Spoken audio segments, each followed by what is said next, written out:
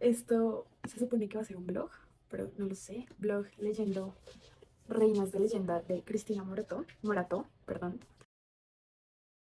El libro comienza con el primer relato, que es Catalina de Aragón, se llama Nacida para reinar. Y ya lo terminé. No grabé como mi proceso leyendo porque Se me acaba de ocurrir grabar y no sé cómo grabarme muy bien leyendo y que sea como interesante. Pero bueno, ¿qué puedo decir? Oigan, la niña, Catalina de Aragón, fue hija de los reyes católicos de España, Isabel de Castilla y Fernando de Aragón, que de hecho fueron los reyes católicos que unieron como tal el reino de España. y también, by the way, fueron quienes mandaron a Cristóbal Colón a conquistar, colonizar los pueblos indígenas de acá, de América. Como que ella fue la última hija de estos reyes, fue la menor y desde sus 3 años la comprometieron con el príncipe heredero del trono de Inglaterra, Arturo Tudor. Plot twist, ella de hecho fue la primera esposa de Enrique VIII. Sí, Enrique VIII, uno de los monarcas más sanguinarios y horribles de este mundo, que pues digamos, ustedes, bueno, creo que es historia universal. Ya el man se separó de la iglesia católica y fundó su propia iglesia de Inglaterra y pues se puso a la cabeza de la iglesia de Inglaterra, y todo esto lo hizo por un fucking capricho. Y el capricho era casarse con Ana Bolena, que by the way jugó muy bien sus cartas porque se hizo a ella misma tan irresistible que Enrique pues se terminó obsesionando con ella y también con hacerla su esposa. Y la pobre Catalina allí luchando por los derechos de su hija María, que si se divorciaban o si se separaban, si el papá les daba el indulto para separarse, pues su hija María terminaría siendo básicamente ilegítima, bastarda, y pues ella obviamente no quería permitir eso. Entonces, en estas páginas, Cristina nos lleva como de una manera muy resumida y la verdad me gustó mucho, o sea, como muy entretenida, muy chismecito, jejeje. Nos lleva como por la vida de esta reina, primeramente española y bueno, luego reina de Inglaterra. No conocía de la reina Catalina de Aragón porque es que, de hecho, pues como lo universal es conocer la historia de Ana Bolena. Ella fue la mamá de la icónica Elizabeth I de Inglaterra, la reina virgen, como le decían, porque nunca se casó y ya, y paré de contar. Pero de Catalina de Aragón, como que yo personalmente no conocía. Se centran tanto en su historia de rompimiento con la iglesia católica y el nacimiento de la iglesia anglicana. Y como de esta historia de amor torrentosa entre Enrique y Ana Bolena, que nunca presté atención a cómo se llama la primera esposa de Enrique. Y ya soy más consciente de su existencia. Cuando estaba en las últimas páginas del libro, mi primera sensación fue de, oh my god, odio a Enrique VIII, odio a Ana Bolena, sí, en mi cabeza le tiré returo a Ana Bolena, em, porque además siento que la autora lo cuenta tan desde su perspectiva de que Catalina era una noble y pobrecita. Y, por ejemplo, allí está Tomás Moro, que si no lo conocen es autor de su famoso libro Utopía, que vivió en esa época y fue el Lord Canciller de Enrique VIII. Y era como, y la autora describe como estas personas que se mantuvieron fiel a Catalina como nobles y notables y leales. Y luego caí en cuenta de que no, o sea, he visto muchos documentales sobre la historia, este triángulo amoroso, digámoslo así, pero más enfocado en Ana Bolena, que pues también me permite entender un poco las razones de la propia Ana Bolena. Sí, se la hizo la vida imposible a Catalina, sí, pero también hay que tener en cuenta que en esta época, en esa época en la que hablamos, en 1500, como desde el 1531 hasta 1536 creo que es, pues digamos que no es para nadie un secreto que entre las mujeres nos tirábamos re duro. Y hasta ahora, o sea, estamos en el siglo XXI y hasta ahora nos tiramos re duro. O sea, el patriarcado nos ha lavado muy bien el cerebro, amigas. porque yo lo sentí así, por más de que Cristina nos venda la idea de que pobrecita Catalina, pues no, pana, porque es que ¿qué ha sacado una mujer de ser sumisa, de ser abnegada, de obedecer a su marido en todo y dejar que la voluntad, no sé, de Dios y etcétera, pues haga lo suyo? Nada. Y creo que Catalina es un claro ejemplo de eso. Pero bueno, también entiendo que la vieja también lo hizo por su hija, por María. Plot twist, la vieja sí terminó siendo reina de Inglaterra y de hecho fue conocida como María la Sanguinaria porque trató de darle reversa como al protestantismo. y que pues lo había iniciado como su padre. Entonces ella trató como de volver a la Inglaterra católica, pero pues ya sabemos que no lo logró. Entonces sí, esa es mi primera impresión, pero vamos a ver qué sucede en el segundo relato. Segundo relato terminado después de 2 días. El segundo relato, o bueno, la segunda mini biografía que nos cuenta Cristina Morató es acerca de la reina Isabel I o Elizabeth I de Inglaterra. Ella fue hija del rey Enrique VIII y la famosísima Ana Bolena.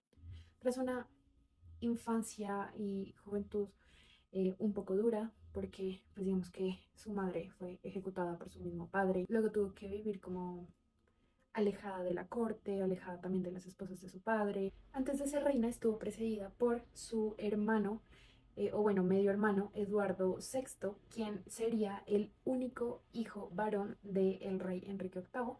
Lastimosamente, pues él muere a sus 15 años y su sucesora se convierte en María Tudor, que fue la primera hija del rey Enrique y pues de Catalina de Aragón.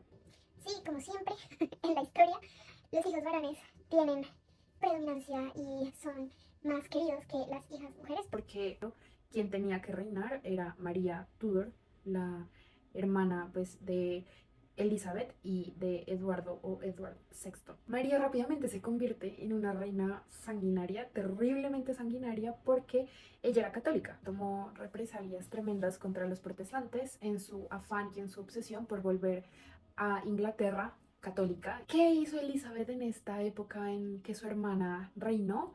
Pues básicamente su hermana la trataba como su rival número uno, pues porque Elizabeth sí era protestante y también era su hermana y pues obviamente como que al estar dividida Inglaterra entre católicos y protestantes, los protestantes básicamente pues querían que Elizabeth reine. Porque ¿quién quiere a un soberano o a una soberana sanguinaria? Nadie.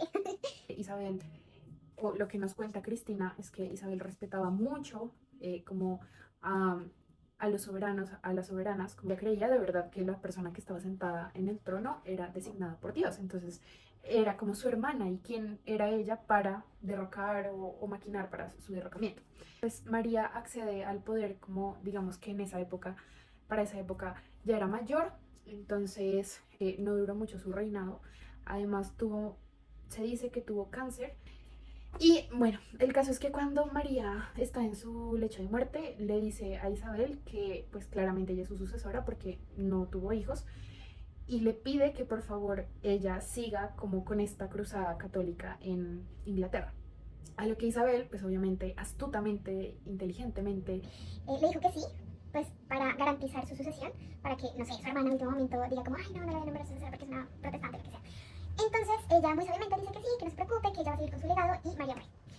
Elizabeth pasa al poder y lo primero que hace es como instaurar el régimen protestante moderado. ¿Qué quería decir moderado? Que uno ya iba a acabar como con las cruzadas en contra de los protestantes, pero también que no quería como poner una mano de hierro contra los católicos. Desde un principio, como algo muy legendario de esta mujer, que creo que todas y todos lo conocemos, a la mayoría, es que fue llamada la reina virgen. ¿Por qué? Porque decidió nunca casarse y nunca pues engendrar a un heredero. Una mujer y una reina con ideas feministas. Uno, pues porque para que una mujer en esa época no quisiera tener hijos, era como wow, era como muy rebelde, como que las mujeres eran designadas para procrear y dar hijos y ser mamás.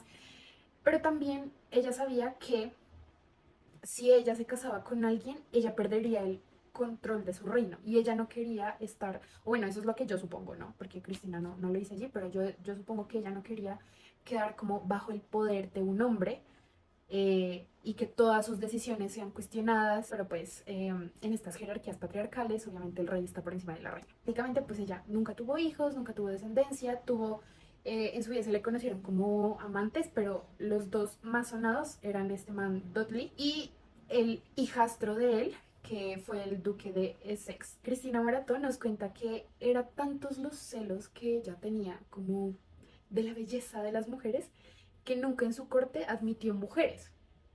su consejo real no habían mujeres, sino que todos eran hombres. Claramente, como hasta ahora, by the way, las miradas estaban puestas en ella por su belleza, porque una mujer tenía que ser bella, arreglada, majestuosa, y a un hombre pues obviamente como que eso no le pasaba mucha factura, como que un rey anciano, digámoslo así, o no bello, pues no era como objeto de habladurías, como el hecho de una mujer. De hecho, también a sus damas de compañía como que les impuso que se vistieran así súper sencillas, como de un solo color, para... También algo que Cristina Morato toca en este relato es como su relación con María Estuardo. María Estuardo fue la reina escocesa de esa época. De hecho, ella era sobrina de Elizabeth I y era 10 años menor que la reina. La reina Elizabeth siempre le tuvo celos porque pues era más joven, era más bella. Luego cuando María Estuardo tiene a su hijo también siente celos pues porque no tenía hijos. Pero algo que Cristina pues deja como en claro aquí, que de hecho se ha visto como, no sé, se han creado muchas historias de rivalidad alrededor de ellas y como que Isabel nunca la quiso, pero es mentira. Isabel siempre como que trató de protegerla, por eso le alargó como por 18, 20 años su encierro en Inglaterra, siempre como tratando de dilatar lo, lo que todos en el parlamento y en su consejo privado como le decían y le aconsejaban, y era que la ejecutara porque representaba una amenaza para su trono, porque María Estuardo primero pues era católica. Segundo, era su sobrina, aunque las principales potencias europeas como España, Francia, que eran católicas, Portugal también, pues solo reconocían al primer matrimonio de Enrique VIII con Catalina de Aragón. Y hasta el día de hoy, yo, Gabriela, digo que no se sabe si de verdad María estaba conspirando para robar el trono a Isabel. Yo creo que lo único que María quería era como regresar a su país y reinar, y ya. Pero pues obviamente la historia no lo quiso. By the way, para no hacerles más largo y que pues ustedes lo lean, simplemente les voy a tirar el dato que de pronto ya sabían, no sabían, pero Isabel reinó por 43 años y murió a la edad de 69 años. Dicen que ya estaba como en los huesos, que ya no comía, que estaba muy melancólica, según dicen los cronistas. Digo los cronistas porque de todos hombres. Estaba como ya muy viejita, muy desgastada, pero todo el mundo la recuerda como la reina que reinó durante la Edad de Oro en Inglaterra y es una de las reinas más queridas. Pasó a la historia como esta reina virgen. De hecho, ella dijo que su único hijo era su pueblo y que ningún otro príncipe había amado a Inglaterra y a su país como ella. Pero bueno, vamos a ver qué sucede en este tercer relato de Carlota de México. Bueno, tercera historia ya leída de este librito y fue el turno de Carlota de México. Oigan, no me maten, por favor, pero la verdad es que yo no había escuchado de ella. De hecho, creía que pues como que México nunca había tenido como un régimen monárquico después de haberse independizado de España. Entonces fue como... "Oh". Pero bueno, ¿quién fue esta mujer para comentarles y tratar de no hacerles spoilers? Sorry, sí. Pero bueno, ella fue hija del rey Leopoldo I de Bélgica y de la reina Luisa María de la Casa de Orleans. Algo muy curioso de su historia es que Leopoldo, su padre, fue el primer rey de Bélgica después de que pues, este país se independizara de Holanda. Carlota fue la tercera hija, si no estoy mal, de este matrimonio. A pesar de que el rey se decepcionó un montón porque había sido una niña, pues al final terminó siendo como su favorita y de hecho tanto Leopoldo como Luisa María le dieron una educación bastante completa a Carlota y de hecho para esa época que ella nació en 1840 o fue una de las princesas europeas como mejor preparadas. Y de hecho ella es abuela de los últimos reyes de Francia porque Una vez que, digamos, ocurrió la Revolución Francesa, como que hubo un lapsus de tiempo en el que, pues, Francia fue como el imperio de los diferentes Napoleones, de dos Napoleones, y después, tras una revolución, como que vuelven a tomar el poder los reyes. Pero la gente en Francia no quería volver a la monarquía, entonces hubo otra revolución. Los abuelos maternos tuvieron que salir exiliados a Inglaterra y de hecho, ustedes no se imaginan, pero Carlota era prima hermana de la reina Victoria de Inglaterra. Les dio asilo a los abuelos maternos de Carlota que habían sido derrocados. su padre y su madre estuvieron muy involucrados como en su educación.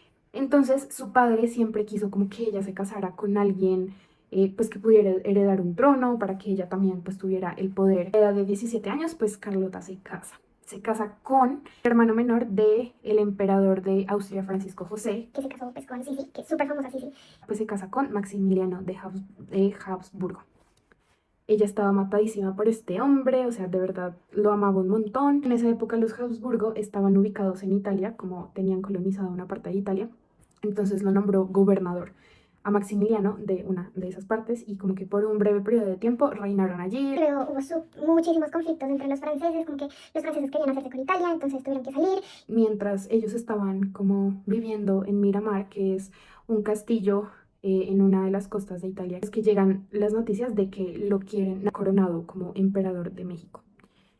¿Qué carajos? ¿Por qué? Pues lo mismo de siempre, amigas y amigos.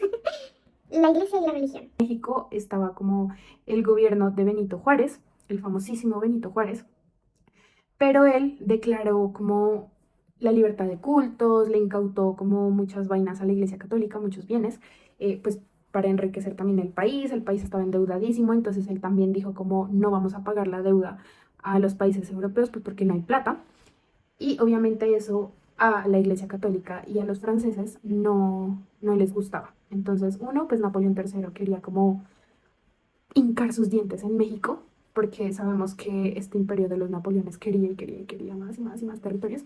Y pues a la iglesia católica también le convenía, pues para incautar, para que le devolvieran los bienes y pues hacerse más y más rica. Entonces, tras desengañar a Maximiliano y decirle como que sí, que todo estaba en calma en México, que todo bien, hicieron como que Benito Juárez se fuera, se exiliara de México y él dijo como, ok, entonces vamos. Y se convirtieron los dos en emperador y emperatriz del Imperio Mexicano. Estos señores y señora no la tuvieron fácil y de hecho como que Carlota pasa la historia como primero pasa la historia porque fue la única mujer que ha ostentado el poder en México, que ha gobernado México, y es que cuando Maximiliano salía como por sus viajes y todo eso, ella era quien se quedaba como al frente del Imperio Mexicano. Y de hecho, ella en esas épocas en las que él no estaba, como que se dedicaba a hacer, firmar y ratificar proyectos sociales. Entonces, ella quiso instaurar, por ejemplo, la educación primaria gratis, tampoco estaba de acuerdo con cómo eran tratados la comunidad indígena en México. En esa época, según pues, Cristina Morató, en México habitaban 8 millones de personas, de las cuales 5 millones eran indígenas y no las trataban como personas. Entonces ella quiso como dar marcha atrás a eso, que dieron la libertad de cultos, y eso no le gustó ni a la iglesia ni a Napoleón, ni a los conservadores de México.